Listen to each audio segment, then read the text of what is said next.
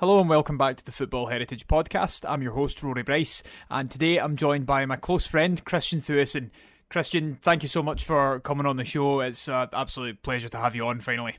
Hi, thanks for having me on. Not a problem, mate, not a problem. We've been really excited to get this episode done for quite some time. Obviously, you and I have been chatting for, it seems like longer than what it has been now. I think it's only been about a month or so, but we've been talking so much football and it's been absolutely excellent. So we really wanted to get this one done. Christian comes from Norway, so that should give you a clue as to the club that we're going to be covering this week. We're going to be talking about Stord Sunnhordland. Christian, why don't you tell our listeners a little bit about your football life? Yeah, well, sort of quick about me. I'm 37 years old from just outside Oslo. I follow a club called Moss FK, which had sort of its finest hours in the 70s and 80s. I've been a fan for 25 years, and when I started being a fan, they were in the top league. But slowly, things sort of dwelled down, and we had to go all the way down to level 4. But we worked our way up again, little by little, to level 2 now. We got promoted last year after a season no one saw coming, and it's so much more fun then, isn't it? But now we're doing fairly all right in the middle of the table. And we won this Sunday against Hud 2-0, and it was a cracking win, to be honest.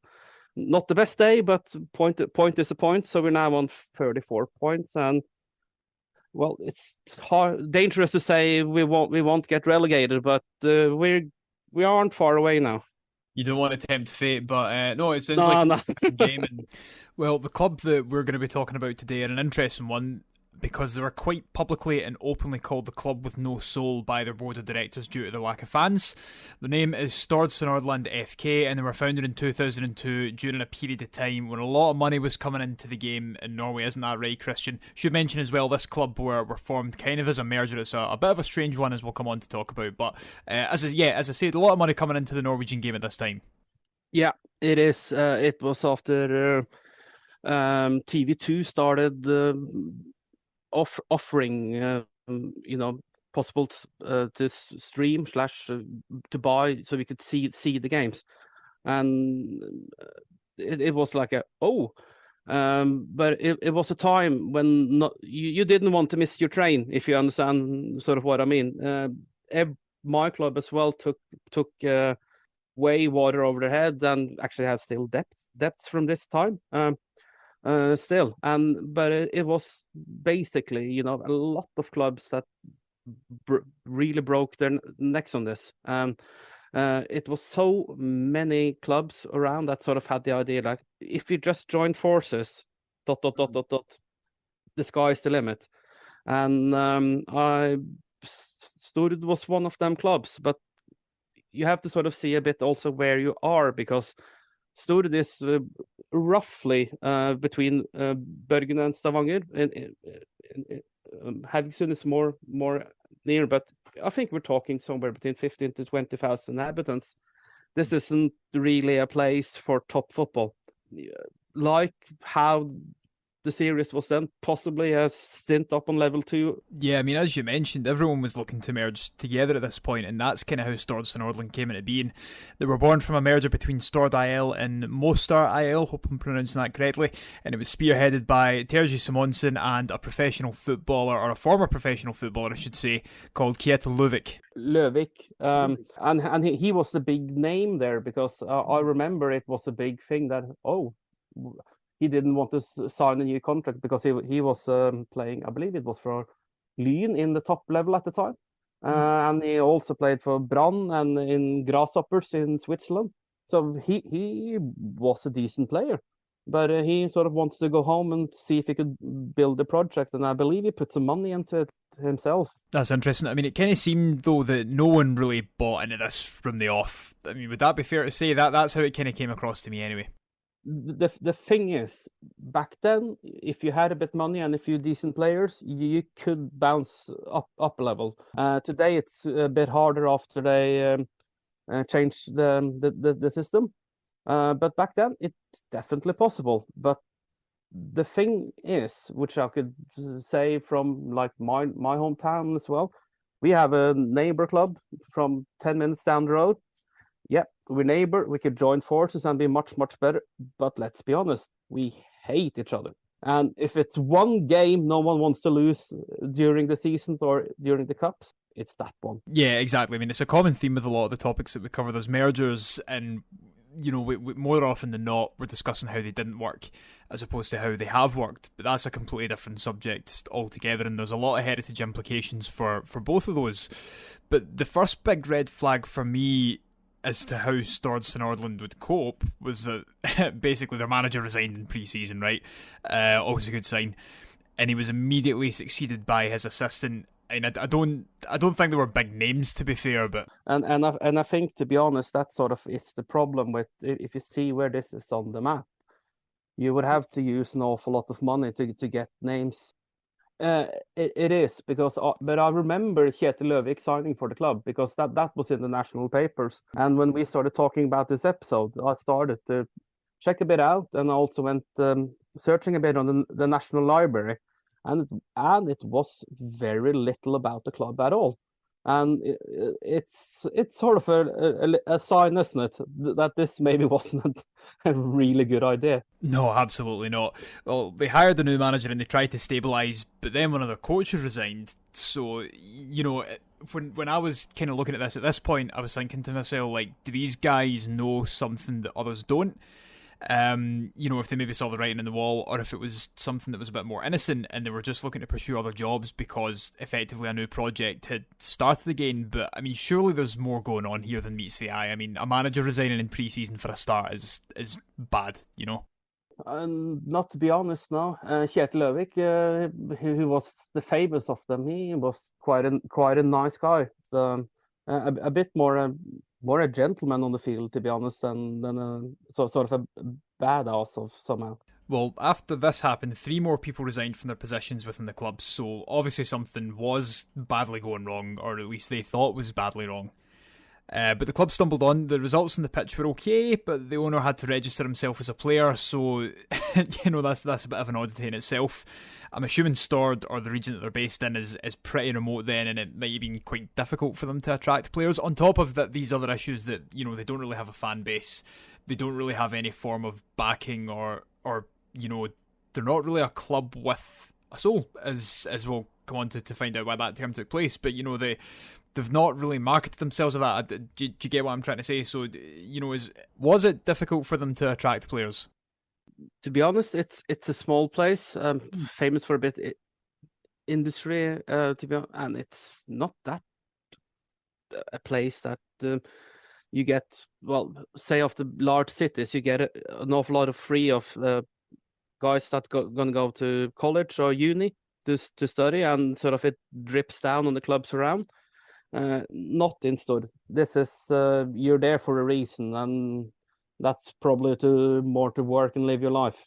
Interesting. I mean, it kind of sounds like where I'm from, to be honest. And it seemed to be a good move for him at the time, the owner who registered himself as a player, because he ended up as Stord Sunnhordland's top goal scorer and ultimately helped them win the league. But sadly, they lost the promotion playoff, which is a bit gutting. And this was obviously a pretty big blow, but without promotion, it meant that they still struggled financially. They still didn't really have any kind of fan base or match day revenue, and it became the case that money was being pumped in without there being any form of revenue made, which is entirely unsustainable, Yeah, on this level it is. And I always say that equal to level 3 to 4, the debt trap in football. You have so much money just to have a team around and to travel, but there's basically no revenue. Yeah, no, that's a really good way of putting it. The death trap, because it's so easy if you fall down leagues to end up staying there. One example that comes to mind for myself is Falkirk. I mean, Falkirk were in the top flight of Scotland, I think up until about maybe 2008, I want to say, maybe towards 2010. Can't remember, around that time anyway. Went down to the Championship, stayed there for a little bit, and they've been in League One for 6 or 7 seasons now. It looks like they'll come back up to the Championship, But considering Falkirk have always been a very big club, it's a shame that they're not in the Premiership anymore. And they're a great example of what can happen when you start falling down the leagues. It's so easy to end up getting stuck there. Sunderland as well. I mean, when I worked in a previous role, some of my colleagues worked with people at Sunderland, and they went down for a site visit, and they said that was when Sunderland had went down to League One, and they basically said we went in and everything is just a mess because they're a club with a Premiership infrastructure who are now having to adapt to League One. It's so difficult, and we've seen how long it's taken them to get back up to the Championship. But going back to Stords, accusations started being thrown around about one of the club's agents. I wasn't really too sure what that meant, so maybe dig into that one a wee bit. I don't know if he was like a player agent or some kind of financial consultant within the club, but accusations were being thrown around that he was effectively trying to extort money from them, or he set up the club with the intention of making it a kind of get-rich-quick scheme. So that's another sort of weird subplot to this story. The only thing that I can really think of for that is that if there's lots of money coming into the Norwegian game and TV rights become more of a thing, maybe he thought, well, I can merge these clubs together, get to the top flight quickly, and then I can make an absolute fortune off the TV rights. I don't know. That was the only thing that really crossed my mind.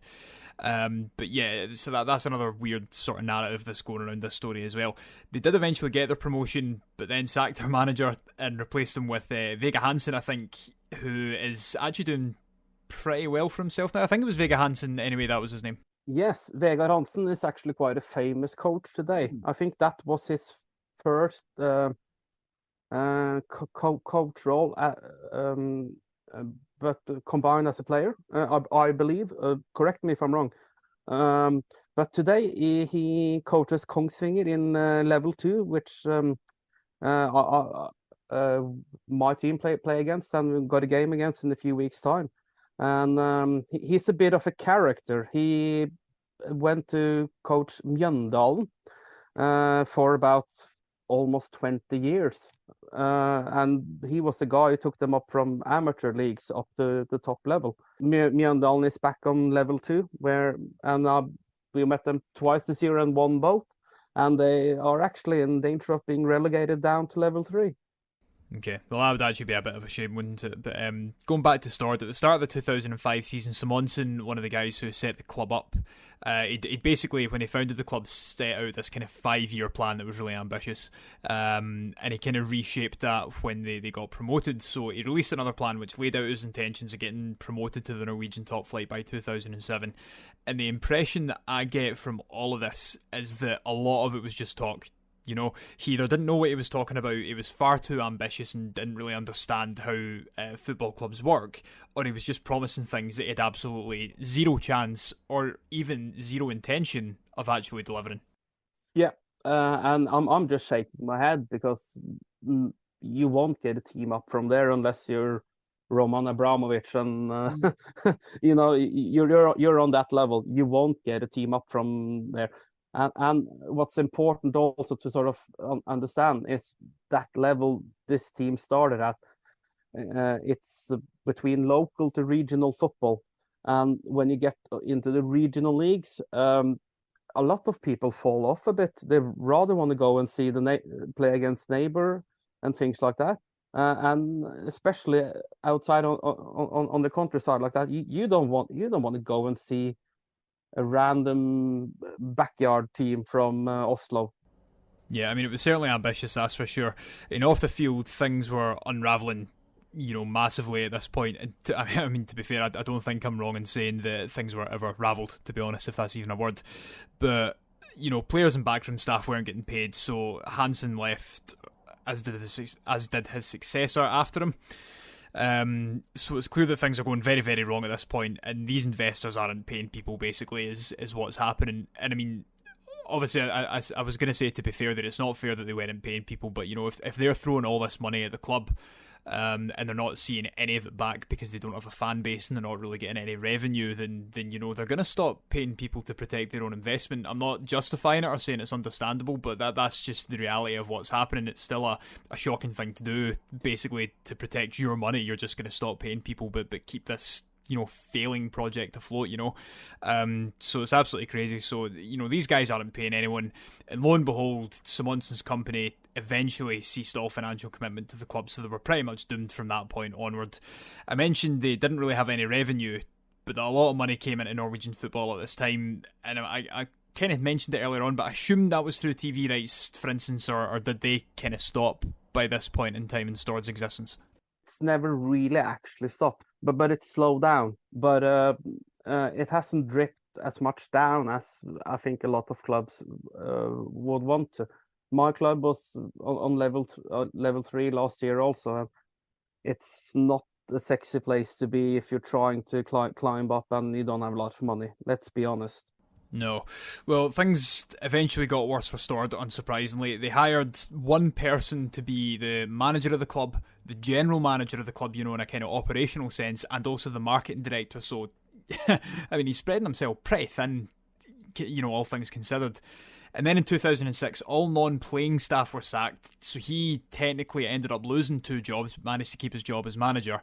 They were bought over by local businessmen and changed their name to Stord Sunnhordland FK, so, this is where, as far as I'm aware anyway, kind of 2 local guys stepped in to try and save the club and salvage it, to see what they were able to do with it. The new board tried to stabilise the club financially, but sadly on the field the club were relegated. And then in December 2006, a few months after the takeover, it was decided that the club would be wound up due to what was basically insurmountable financial difficulties. I say wound up, the project, if you want to call it that, kind of came to an end, and there was kind of a half demerge as a spot in the league was given to Stord IL, the club who, was initially part of the merger and who are still active today. I'm not sure if they've had any more luck with building up a fan base right enough, because, ultimately that was part of their demise. Yeah, no, I believe there should still be around and sort of playing, but that sort of happens with a lot of these clubs that often they struggle to sort of create enthusiasm, and they need sort of a cash boost to sort of get going somehow. But if you ask me, that's sort of the wrong way to start, because if you don't have the fans with you, you can't buy fans, you can't buy volunteers, you can't buy that culture it's in the clubhouse. Can't just move that to another place and everything's all right. Exactly. I completely agree with you there. Basically in 4 or 5 years, these guys came in, more or less showed everyone how not to run a football club, made absolutely no impression in football in Norway whatsoever, and created a number of financial issues for a football club and all the people associated with it, which is just, it's just hubris at the end of the day. It's just arrogance. And at this point was when the former chairman actually came out and said that part of the reason he wound the project or the club up was because it was a club with no soul, because they had no fans, they had no fan base, therefore they didn't really have an identity. And it does sound like they were just kind of created to try and take advantage of this sort of period of time within football in Norway. So it's actually a really interesting case study into these different heritage issues which can arise from football clubs. And you said it yourself, Christian, you can't buy fans, you can't buy football, you can't buy what's in the clubhouse, that you can't buy that cultural identity. Was this quite common during this era of football in Norway when money was flooding the game? Well, it has happened, and it sort of happened after, as with randomly stop by Nestotra, for instance, which is just outside Bergen. On an island outside Bergen, they had they were basically just an amateur team, and it's been with a good junior department. And after another club around Bergen folded, Løvhamn, they sort of took the chance to become a club number 2 in that area, and they rose up and they went up to level 2 for many years, and they bounced a bit up and down, but they were also one of these clubs that they're better on the pitch than outside. They didn't have fans. And they, in the end, they gave the license to another cooperation club, which folded a year afterwards with huge debts. So it happens. And I think it's sort of, on these small places, it's hard to sort of build a culture like that, especially if you are in the local football. And a lot of these small places, they are more interested in having a good junior department for kids to have a place to be, really, have a social place to be and a safe place to be. And the what we call a football, it's not the priority. It's sort of further down the line, really. So it's a mix, but these clubs are sort of go for it. You have a few stories that they burn all the money and there's nothing left for the kids, unfortunately. You can't have a football club if you don't have fans behind it. If you don't have the fans, if you don't have the volunteers, if you don't have the people who are tied to the club, who have who express their identity through this club and who've grown up with it and don't have any memories or attachment to it, you're going to find it very, very difficult. You can't just buy football. And obviously that's been, the limits of that have been tested quite a lot in the last few years, obviously, as we know. But in this case, it is a great example of how not to run a club, because you can't just throw money at it and expect to do good. You have to have fans behind it. And this team didn't, which is ultimately why they failed. But I wanted to ask as well, who are the biggest club to go defunct in Norway, out of curiosity? Because, comparatively speaking, Stord Sunnhordland were only around for a few years. They're relatively small fry. So I just wondered if there was any cases of large or, really historic clubs in Norway going defunct, which would have been a big shock. Biggest. Well, it sort of depends a bit how you count it. I might get some of their fans on the neck because they are going, but how you explain it with the top team folding is Lyn from Oslo, which is a really traditional club and has many wins in cups and series, and it's a proper club. But they went bankrupt about 15-ish years ago, and the Lyn today is their second team basically, which was took an amateur license and rose up again through the ranks, and they are now on level 3 and pushing for promotion to level 2 again. The Oslo derbies around then, they were absolutely smashing. But when that said, Lyn, from the west side of Oslo, an area with many good clubs, but not the same culture as from east side, the club Vålerenga, which had a much more stronger fan culture. When Lyn was up in the top league and they went to the cup final, they even had a song, 20,000 empty seats, sings for Lyn. And because they played in Ullevål Stadium, which had, I think it was 28,000 seats back then, the national stadium. That's amazing. Incredible. At least they had humor around it. But yeah, for sure. Yeah. I mean, it must be quite difficult for the clubs based in the more remote regions of Norway to attract players and stay afloat. Not too dissimilar to some of the clubs in Scotland, such as, I think Peterhead have kind of stabilised now, but, for the likes of Stranraer, to a degree, Cove Rangers and Inverness recently have all said that they've struggled with player recruitment. So, that's in Scotland. So I can only imagine how difficult that must be for some of the sort of lower league clubs in Norway, although I know there's a lot of townships and things where there's maybe like a good core of players to pick from in there, or they choose to turn out for those teams, But, otherwise it might be quite difficult. It's maybe more difficult for them to rise up the leagues for that reason.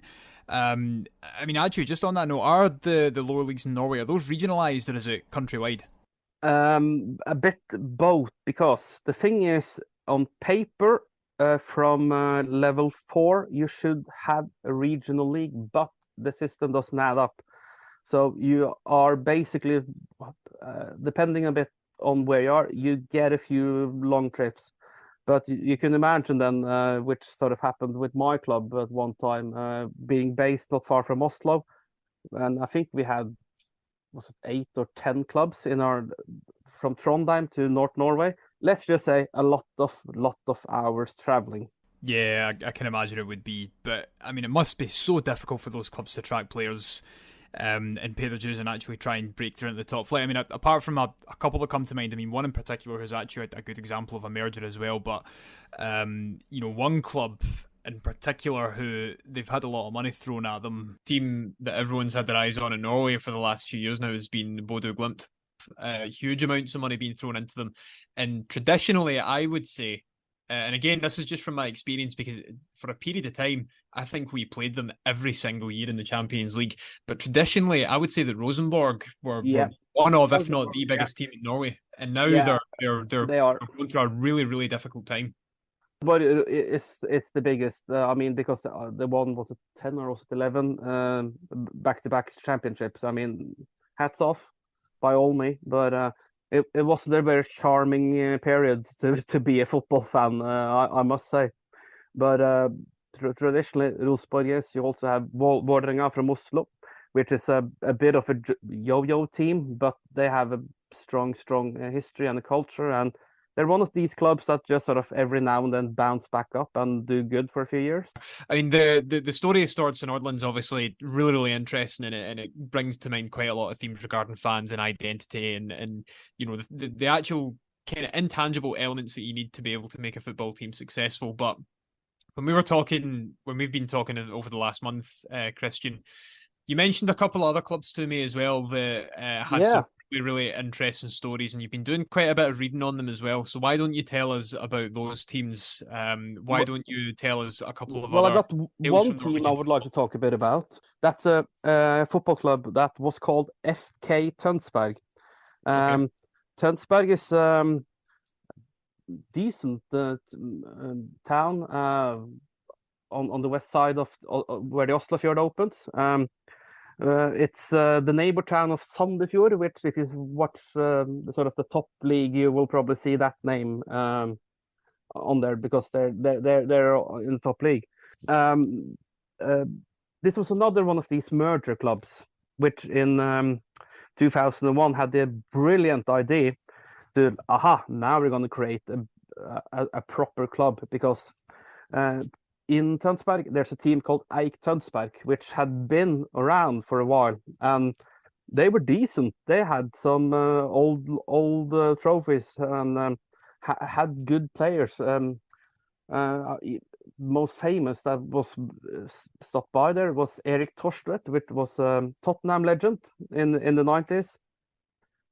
He stopped by there, I think, for 1 or 2 seasons. But they were a decent football team, but they basically just dwindled away. And I believe that they saw, what's our neighbor doing? Sandefjord had a new club to try to sort of build something new. And they're in the top league after 25 years. So I guess they've done good. But anyway, in 2001, out of the license of Eik Tønsberg, FK Tønsberg was born.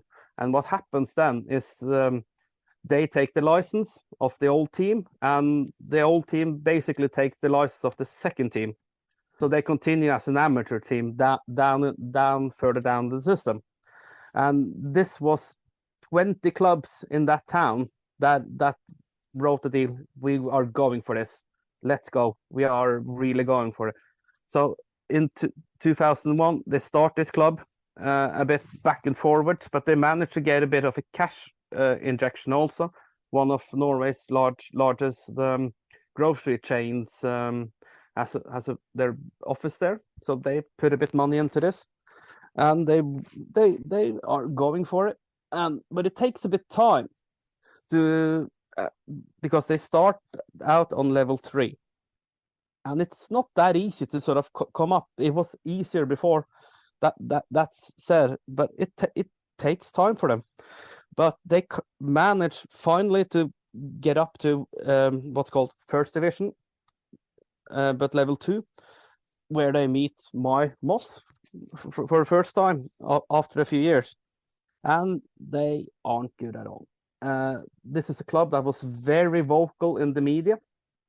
We're signing him, an old giant, blah blah blah, from our town. Oh, he's from the area. We want him. They weren't thinking. They became 15 of 16, and they went straight back down to level 3 again.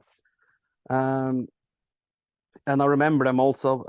They weren't there, but how the system back then was that 4 teams went down.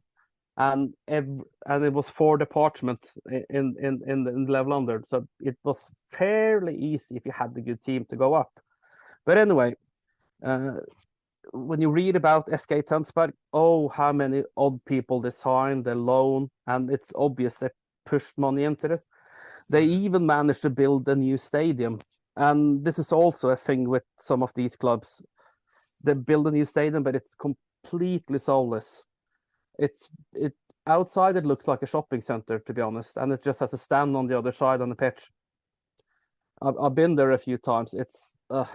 It gives you nothing.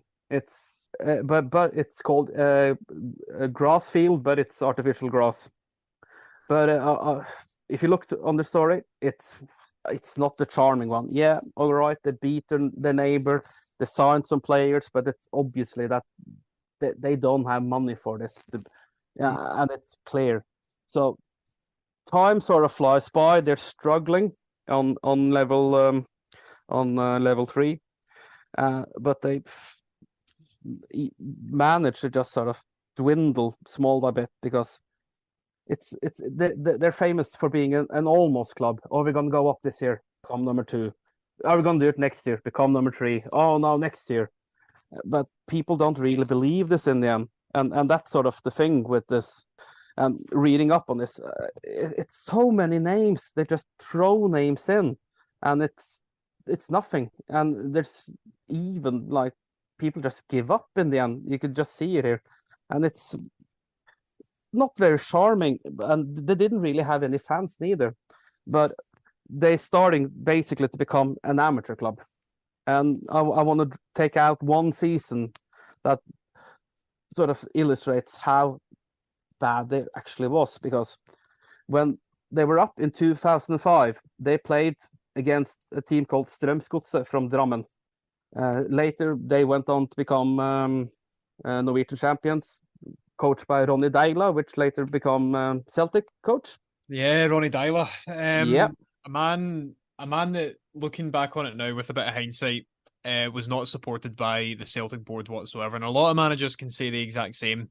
I remember at the time, it was a weird feeling, because you could see what he wanted to bring, but it just never seemed to pull it off. Now, obviously, it's Bruges or Anderlecht. Is that now? yeah. I think it's Bruges, and he's went from strength to strength since he left us.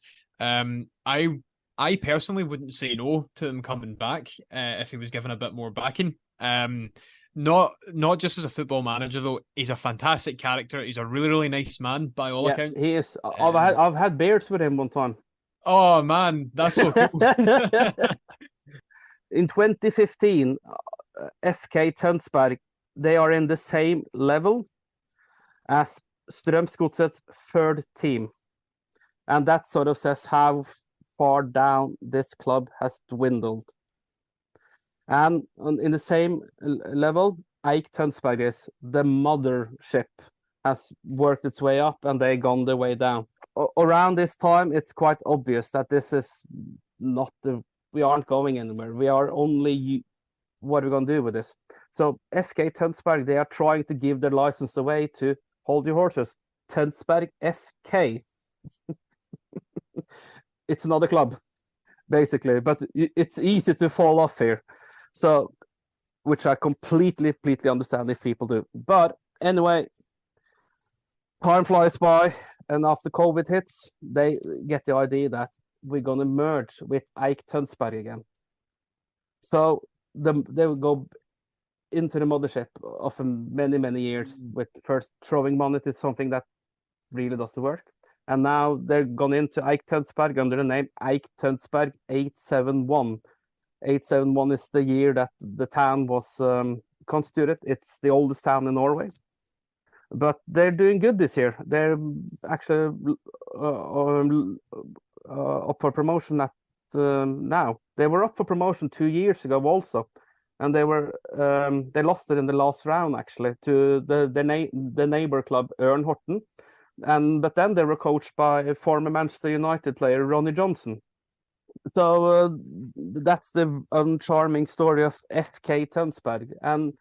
But to sort of, this was a club that sort of went for it, and they failed, and they failed, and they failed, and I believe Tønsberg is one of the worst football towns in Norway. Actually, if you look on the last 20 odd years at least, I think they're number 3 compared to how many people had lived in the city, possibly number 2. I mean, it must have been massively difficult for those fans, either always playing second fiddle or always having to suffer these relegations after being promised so much, you know? It wasn't many fans neither. That was sort of the thing. It was a bit of a soulless club as well. Mm-hmm. The stadium was soulless. There wasn't any identity. And, you know, good luck trying to build club identity on basically a slab of concrete that looks like a shopping mall. It's nothing. Yeah, you're absolutely spot on. It's nothing. It's again, it's soulless. It doesn't have a heart. It doesn't have the passion and the energy that the fans bring. It doesn't have the shared collective memories and nostalgia that they've shared together. It doesn't have all these things that make other clubs what they are. And again, I think that's something that's really important. Are there any other lost clubs that you can think of, Christian? Any, you know, I'm kind of thinking more of clubs that it wasn't expected to happen. Maybe not so much a Rangers-esque situation, but you know, something kind of like that, where it was a larger team, maybe you know, formerly in the top flight, and it was, you know, a big controversy. Has anything like that happened in Norway before? Oh, controversies. There's always some controversies. For sure. Oh God, how long do you have? There's one club that I fought on today actually, and this is in the east part of Oslo. There's a lake called Østensjøvannet, and this is a huge bird reservoir. And the clubs around this lake had the idea that, if we join forces, maybe we could get a team up. And it's not a stupid idea if you look on it like that, because there's a lot of clubs around there that have been historically between level 3 to level 2. If they join forces, who knows? Maybe they can push to get a bit more up. And they did. They joined forces under a team name called Oslo Øst. They even had a deal with Man United. Yeah, I'm not joking. I actually have a pin of their logo, but they didn't live long. I remember the year we got relegated from the top flight. They came up. First game of the season was there, 0-0 on an absolutely shithole of a stadium for top football, but cracking non-league ground. But it was cold, shit, 0-0, and that was sort of my football life coming. But they didn't live very long. I believe it was that year, or was it the next year they went bust, and they basically had to just sort of merge into another club. And very, very side note, but they brought in a bit depth with them there, and through that club they were going to try to get promotion. And they actually, some guy in the board there, he had the idea, I'm going to loan some quick money. And when I say loan to quick money, I'm not talking about payday loan or a loan from a bank.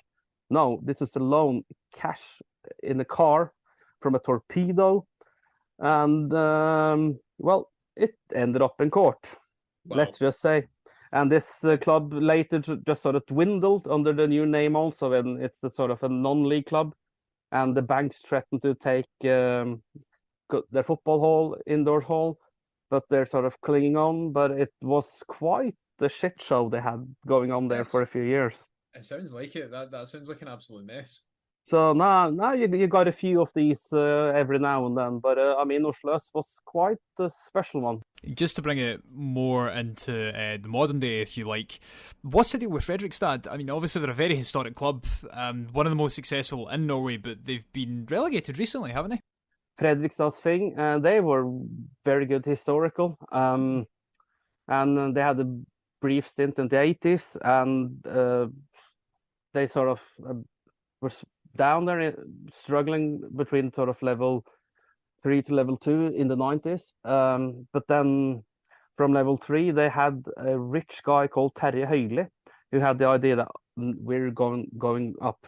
So he pushed all his money into this, and he got the club up. They did back-to-backs straight up. Kept pushing money in. Bought them a new stadium. Everything.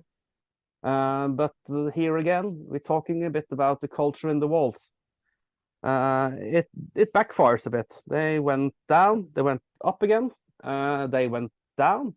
And they did a spectacular relegation from level 2 also down to level 3, where they got stuck for a few years with Moss.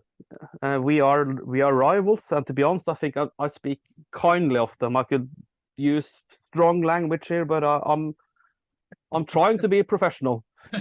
But it was a bit funny for me though when we won down there and we denied them promotion back up again. I have to say that was a cracking moment for me.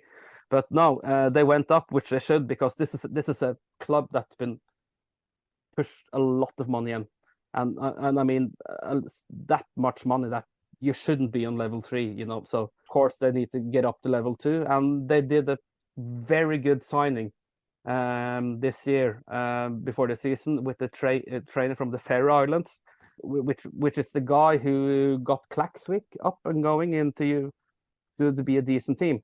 Yeah, they actually just drew with Lille tonight. Yeah. The very first Faroese team to win a point in a European competition, so they're certainly on the way up for sure. Yeah, they're actually coached by a Norwegian, Magne Hoseth, at the moment. Former Norway international, and nice. a big ex-Molde player.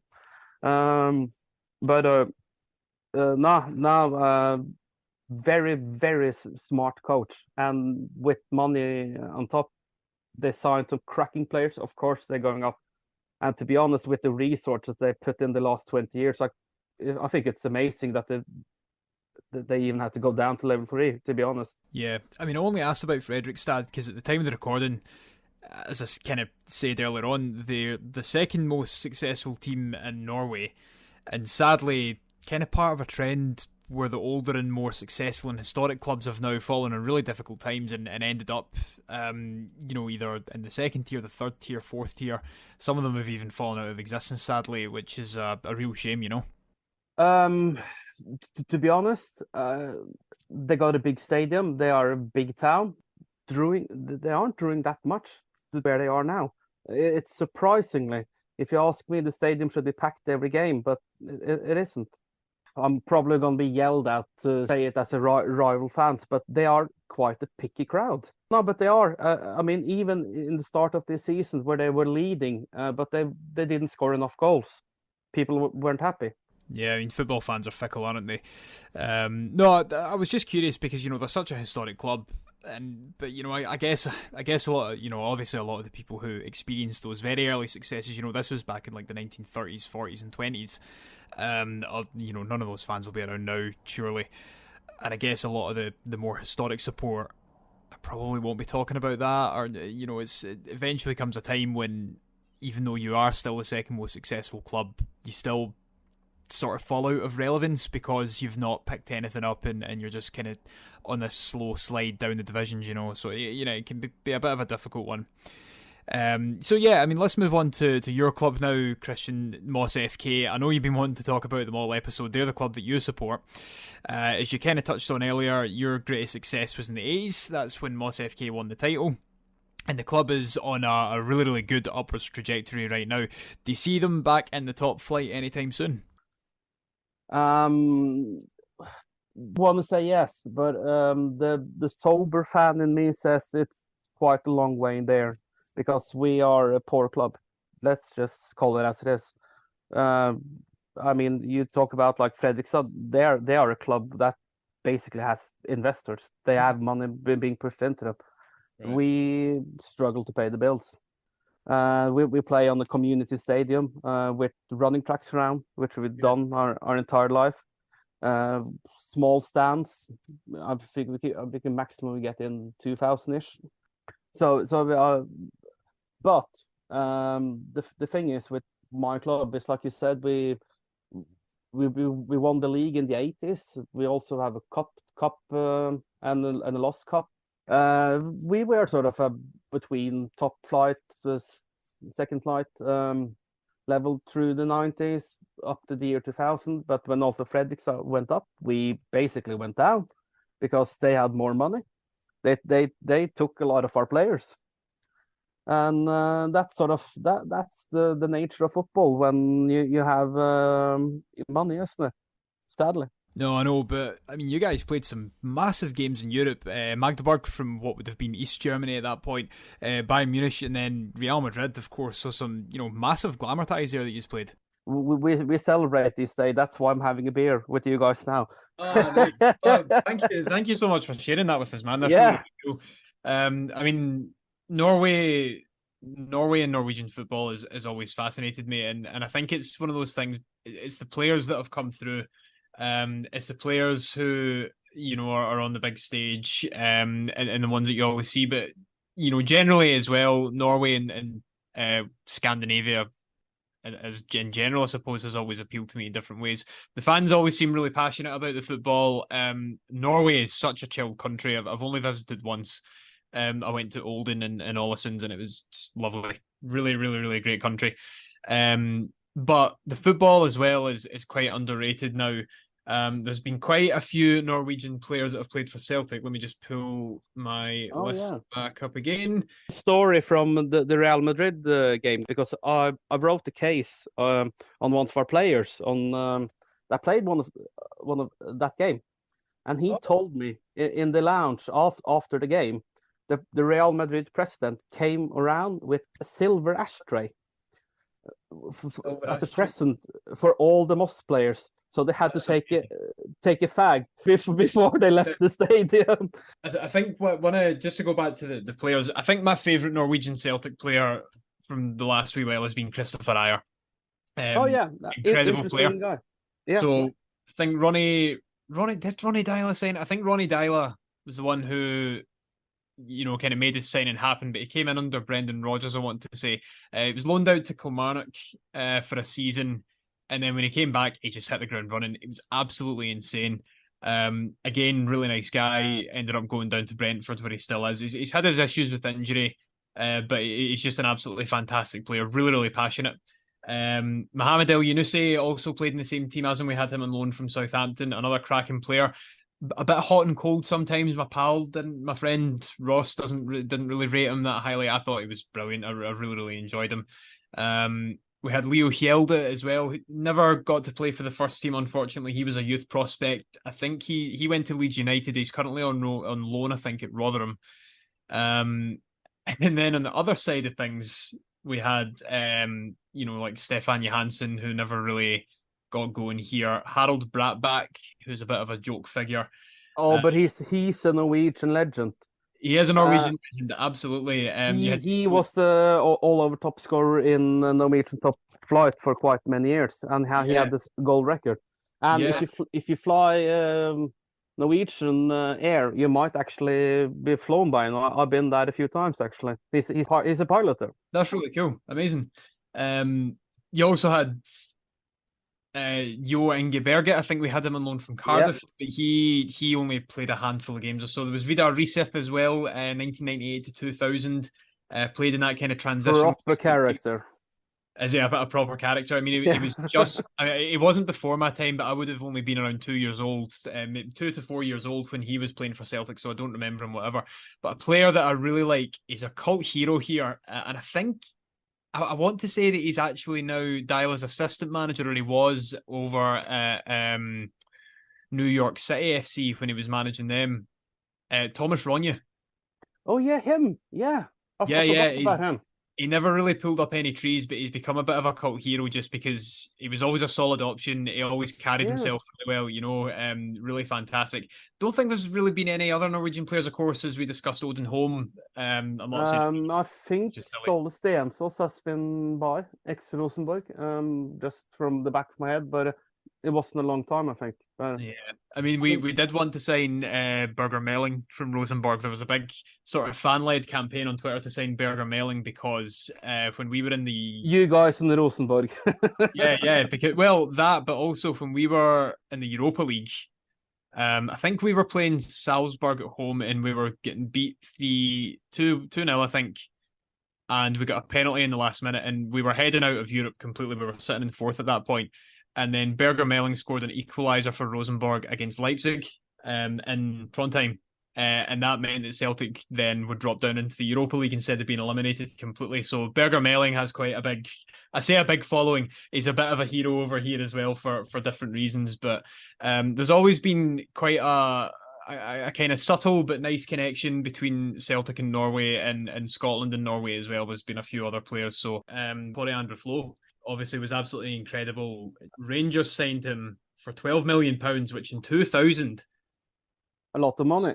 To spend £12 million in Scotland in 2000, clubs don't spend that amount of money these days. Like, that's absolutely fucking terrible for them, which is great. So, Tor André is a coach in the league today for Sogndal. Amazing. Where he's from, and I actually had the completely random. Long story short, we're cleaning out the fan area after the game. And the Sogndal bus is just waiting, but Tor André Flo is standing talking to one of our fans, which oh right, okay. So basically, he's standing and telling him a story about the local football team in the 9th division, where a guy has to be changed substitute because his dog has run away, and Tor André Flo is standing there listening to this guy telling the same story, which he tells everyone at the stadium every game.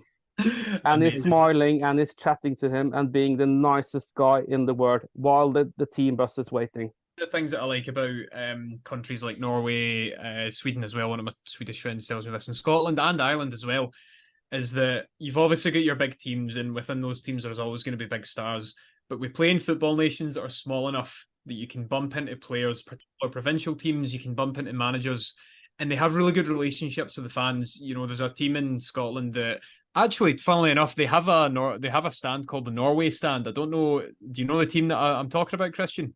I can't believe I've just remembered this. It's not that East Stirlingshire or something, is it? Yeah, close. So it's a team from Falkirk called Stenhousemuir. Oh, is it? Yeah, and they have a stand called the Norway stand. Now, I've heard a couple of reasons for this. One was because there's a big Stenhousemuir following in Norway. Apparently, the reason for this is that Stenhousemuir is a word in Norway, but it means something completely different, whereas to us, it's obviously a place name. But we live in these, really good footballing communities where you can bump into people. Now, Stenhousemuir play in League Two, and they have a little pub around the back of their stadium called the Wee Bar, and it's attached to the stadium, and it's where all the supporters go. But the manager, and it's a tradition of Stenhousemuir managers that after the game they go into the Wee Bar and they have a chat with the fans. And I love it. I love it. Yeah, I love it. If you ask me, that's sort of how football should be. And I mean, I come from a small club, so I never had that big thing. But in my club, so of course you can go and talk to the coach. You can go and have a chat with the players after the training. The kids get a few high fives, etc. Of course. Yeah, you're exactly right. That is how football should be. To be completely honest, I enjoy junior football in Scotland as well. Follow my own junior team, and it's just a lot closer to the club. It's a lot closer to the people and the fans, opposition fans as well. And it's just a lot closer to the players, and it's just a much better feeling. One thing that I wanted to ask you just before we finished up. How do you see the national team faring now that you've obviously got Erling Haaland coming through and Odegaard in the team now? Surely you guys should be pushing for qualification at the next international tournament. It is, but it's just something. I mean, we're talking about having a culture in the walls. You have a culture in the dressing room as well, and it's something in that dressing room that they just fuck up. Every now and then they fuck up when they don't. You aren't allowed to drop points on that away game or just squander it because you play good for 45 minutes and then you think the job's done. I mean, soon it's more. Soon it's if you don't qualify, that's more an achievement than not. But I mean. You should do, but it's dangerous to say because I said this team, they're very good individually, but they aren't magic together. I think the national team's biggest problem is that a game is 90 minutes. you haven't won it on 2-0 if it's 50 or 60 minutes. If any listeners are planning a trip here, just pop me a message, and I'll love to give you some tips or where to go or not to go, or non-league also. I'm a big non-league fan. Yeah. So people can get in touch. I think that'd be fantastic. Christian, thank you very much for joining me on tonight's episode. This has been a really, really, really good chat. It's been great to have you on. And Stord Sunnhordland, yeah, I suppose probably more as a concept as opposed to a club, is something that I think we can definitely revisit with the Football Heritage Project, because there's just so many different themes and elements that are quite central to heritage that you can pull out from them. So thank you for having this discussion with me on them today. Of course, thank you to all of our listeners who tuned in for this episode as well. If there's a topic that you want to talk to us about, maybe covering on the podcast or on our website, then please do get in touch. You can DM us on X, that's @_footyheritage, or you can email us at hello@footballheritage.co.uk. It can be any topic under the banner of history and heritage, whether that's identity, community, culture, place, you name it. We're more than happy to have a chat with you guys, even if you're not sure if it would fit the podcast or the website. We'll see what we can do and see if we can fit you in. Of course, our website is footballheritage.co.uk. Please go and check out all of our written content that's up there right now and support all of our wonderful contributors if you can. But for now, Christian, say goodbye. Bye, guys. Thank you for having me on. And it's goodbye from me as well. We'll see you all again next week. Goodbye.